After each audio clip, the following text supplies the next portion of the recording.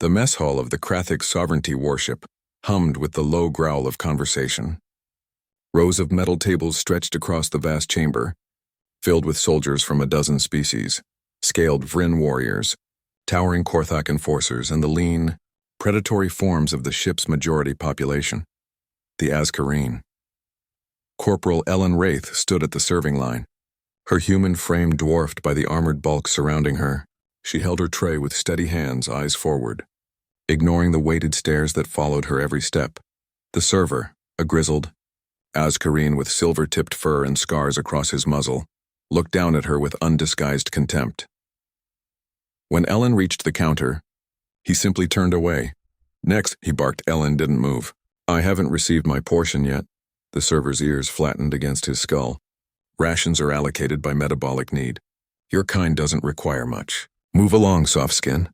Around them, conversations quieted. Soldiers watched with the casual interest of predators observing a confrontation that didn't concern them.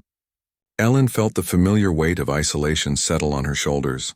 3 months aboard this ship, and she was still the outsider. The human, the weak-boned mammal who didn't belong among apex predators, she could argue. She could cite the sovereignty's own regulations about equal treatment of allied forces, but Ellen had learned that rules meant little when you were alone, outnumbered, and expendable. She lowered her empty tray and turned away. That's when she heard the clatter. A small metal bowl landed on her tray with a sharp clang. Ellen looked down at the generous portion of protein cubes and grain still steaming. Then she looked up. Tern stood beside her, barely reaching her shoulder. The youngest of the Azkareen cubs, adolescents in training, stared at her with wide amber eyes. His fur was still downy soft, not yet the coarse pelt of a full warrior. His ears twitched nervously, but his jaw was set with determination. "You can have mine, Corporal Wraith," Tern said, his voice cracking slightly. The mess hall went silent. The server's hackles rose. "Cub, return to your seat now." Tern didn't move.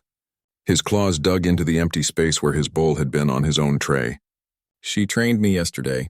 Showed me how to clear a malfunction on the pulse rifle when everyone else said I was too stupid to learn. She deserves to eat." Before the server could respond, another bowl clattered onto Ellen's tray. Then another. Then another. One by one, the cubs moved forward. There were 8 of them in total, the youngest soldiers on the ship, barely old enough for combat certification. They filed past Ellen's tray, each depositing a portion of their rations. None of them spoke. None of them needed to. The last cub, a female named Syra with notched ears, met Ellen's eyes directly. "You taught us that strength isn't just fangs and claws, Corporal. You showed us that patience is a weapon, too." She set down her bowl with deliberate care. "We don't forget." Ellen's throat tightened. She looked down at her tray, now overflowing with food she hadn't asked for, given by soldiers who would go hungry because of their choice. These cubs, barely more than children by Azkareen standards, had just painted targets on their own backs by defying the social order of the ship. The server's lips peeled back, revealing rows of sharp teeth. "This is inappropriate. Commander Vrask will hear about this insubordination. Then let him hear." The voice came from the far end of the mess hall. Captain Theron, the ship's second in command, rose from his seat.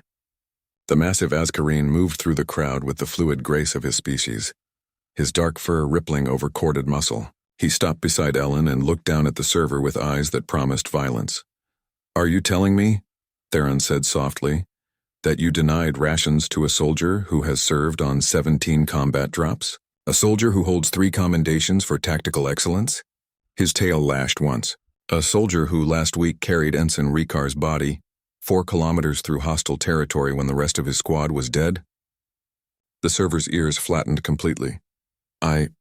The metabolic requirements are standardized across all allied forces," Theron interrupted, "which you would know if you bothered to read the regulations you're supposed to enforce." He gestured to Ellen's overflowing tray. "And if you're going to argue that Corporal Wraith doesn't need adequate nutrition, then perhaps you'd like to explain why 8 cubs felt compelled to sacrifice their own meals to correct your failure." The server said nothing. Theron's gaze swept across the mess hall, landing on every face that had watched in silence. "Corporal Wraith is not here by accident. She's not here because humanity begged for a place among the sovereignty. She's here because when the Vryn worlds were burning and everyone else retreated, Her species walked into the fire and pulled survivors out. His voice dropped to a growl. She's here because humans don't abandon their allies, even when their allies abandon them. He turned to the cubs and his expression softened fractionally. You 8 will report to my office after mess. I'm assigning you to Corporal Wraith's fire team for the next training cycle. A hint of approval flickered in his eyes. You've demonstrated better judgment than soldiers twice your age. Turn's tail wagged once, quickly suppressed. Theron looked at Hélène. Corporal, I apologize for the disrespect you've endured. It won't happen again. Ellen finally found her voice. Thank you, sir. Don't thank me. Thank them. He gestured to the cubs. They reminded everyone here what loyalty actually means.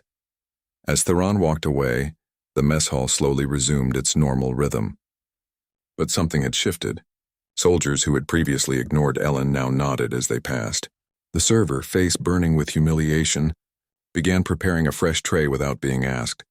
Ellen sat down at an empty table, and immediately the cubs clustered around her, chattering excitedly about the training exercises they'd learned, the techniques she'd taught them, the ways she'd proven that humans, despite their lack of claws or fangs, could be just as dangerous as any predator when they needed to be. Tern sat closest, his ears perked forward. Corporal Wraith? Yes, Tern. Why didn't you fight back? When the server refused you? Ellen looked at the young Azkareen, at the genuine confusion in his amber eyes. She thought about all the times she'd swallowed her anger, endured the dismissals, carried the weight of being the only human among predators who saw her as prey. Because, she said finally, sometimes the strongest thing you can do is survive until someone else recognizes your worth. She smiled slightly. And sometimes, if you're very lucky, they'll fight for you before you have to fight for yourself. Tern's tail wagged openly now. Then we'll always fight for you, Corporal. You showed us strength doesn't roar. Sometimes it just endures.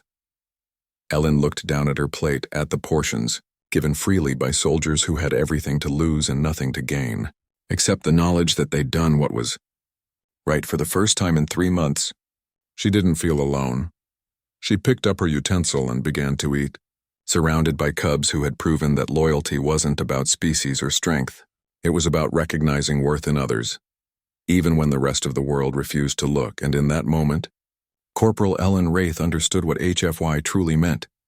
Humanity's greatest strength wasn't that they never fell. It was that they taught others to stand.